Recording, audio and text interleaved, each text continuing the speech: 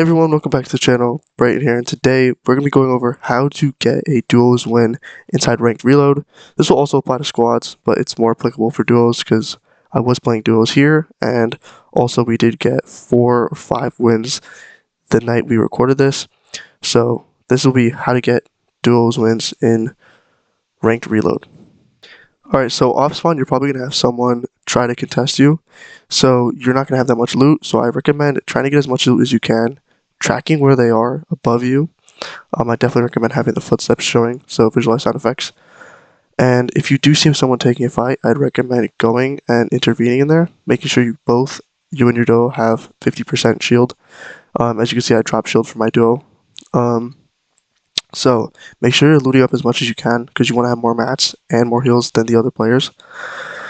And then what you want to do is make sure you get some piece control. As you can see here, I'm over here taking slow shots, taking some peeks, playing very quick. People don't expect this very off spawn. They don't expect to take many shots off spawn. So I'm just go ahead playing the fights slow. Also making sure to heal up. Again, lots of people get excited when they get damage and then they forget that they still have damage that was taken off of them. So I went ahead and pushed here, made sure my duo was along with me as well, but I knew I had a pretty good advantage since I left these guys pretty low. Over here, we started realizing there was a lot of people building up on the right and straight ahead. So I realized someone was attacking my duo, made sure to get a little bit of damage on them.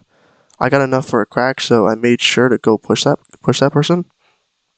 So once I did, I saw he was up here, and he really started building, and it ended up being a build fight, so I'm going to go ahead and skip to the end of this. Alright, so basically in the end of the build fight, I tried to reset here, and I couldn't reload in time. So this guy ends up getting me, and I made sure to respawn. So remember, this is reload, so you can respawn as many times as you want, and it does take a very long time for the respawns to be turned off. So it's only a 10-second wait time. If you're in squads, be careful when you're respawning because it's a 30-second respawn. Make sure someone can at least stay alive. So also you can see I'm going ahead and trying to land straight on supply drop. I made a big mistake going over there because there was someone over there. So I got some loot. I did want to push him, so I was like, why not? Impulse decision. So I made sure when I did push him, I made sure I was covered a little bit, and then I made sure to just grapple to him, but he did realize I was there, and I did try to spray into his box, but it didn't work out too well. So when he did drop down, I made sure to try to get some damage on him, but I realized I could not go anywhere at all. So I just gave up, and my duo is obviously just going to stay alive again. I told him to run away, not push with me, because I died. Alright, so when I landed, my duo was already on someone, and he was about to die, and I could not make this edit for the life of me. So I realized he was going to try to get away. So right here I told him to respawn, and he ended up respawning, and I wanted to just hold builds. I only had 40 mats, and I knew these kids were coming to kill me, so I made sure to really conserve my mats, make an edit, flip this stair backwards, but I really couldn't, and I already knew my duo would respawn, so I'm going to let him kill me, mark the nearest supply drop, and go for the supply drop instead. It's just a wiser decision, and also you can get better loot from the supply drop anyway. Alright, so next what I did was I went to the machine that sells all the big pots and the patch-ups, and make sure you buy a ton of big pots, and what I would do is, for the second half of the game, from mid-game all the way to the end game, you want to just use your impulses and your grabs to get supply drops. Supply drops are the biggest thing that will get you to win the game because they'll get you impulses and they'll get you gold loot. Now, I didn't have a shotgun here, and I was on my way to find a shotgun, and I basically just wanted to farm mats and get to that supply drop because there was a couple in zone, and I wanted to make sure me and my duo were set up for endgame. So make sure you're getting as many supply drops as you can. Alright, so right here, I had a good opportunity to third-party this fight, so I waited for them to almost kill each other, and then I just third-partied and killed this one right here.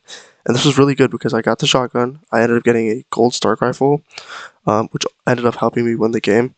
And then on top of that, both of them were dead, and I just had nothing to worry about in terms of mats or loot. I only had a little bit of brick compared to the full mats in every other spot. So now we're just getting good positioning and making sure we get those supply drops for endgame. Alright, so basically we saw a build fight and we wanted to go third party, but it was a huge build fight. So I did see someone drop and die right here, so I made sure to go take their loot, obviously. And then from there, we wanted to find out a way to push, but there were too many people. So in the end, we had to find out if that we wanted to run away from this fight because it was actually worth running away. I did try to push this guy because I did crack him, and I was trying to be like a maniac and go in his box, but it was pretty tough, and he ended up getting away anyway. So in the middle of trying to run away, some other kids were trying to shoot us, so we made sure to run away again. Using the impulses we used, there's more people even farther around. I got lasered here, and I really just had to impulse away. Make sure you're building when you're impulsing, because people will shoot you out of the sky. And basically, we were just healing up and waiting for endgame. Really just staying out of the way of other people. You could also get in dead zone at this point of the game. We weren't really worried about that as much. We were just worried about staying out of the way of other people. Although we had no idea there was people camping inside of here. And what happens is you'll find people that are camping just like you and doing the same exact thing as you. So we really just need to get some big different positioning. So we're really just working on that. And then we ended up going here instead. So we ended up finding a bunch of supply drops in a line. And basically what we did was get a bunch of heals. We made sure to heal up individually and then get as much rotation as we can for endgame. I would recommend holding one grappler and then also a set of shockwaves so that you can get yourself out of situations where basically someone's about to kill you. So I did see this guy over here shooting, so I made sure to go push. He was going for the supply drop, so I wanted to make sure to try to get a kill on him. I wish the Star Rifle would shoot a little bit faster, but unfortunately it doesn't. And then I realized this guy's not too bad, so I made sure to, try to get a kill on him, but someone else third party ended up killing him anyway. Alright, so basically I made sure to look out for half and half zone, and you want to make sure you do this every single game, because when you do have half and half zone, it's a huge advantage over every other player. So I made sure to get half and half zone, and then also just spray anyone trying to come into half and half. Make sure to cover your back in case there's someone crouching around behind you, and maybe just, just rotating around you and you have no idea about it. And then they end up headshot sniping you, which has happened before.